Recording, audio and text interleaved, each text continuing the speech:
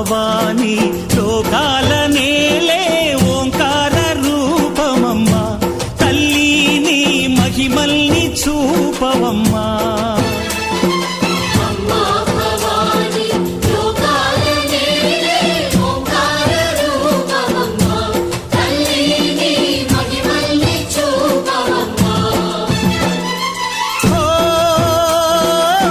సృష్టికే దీపమా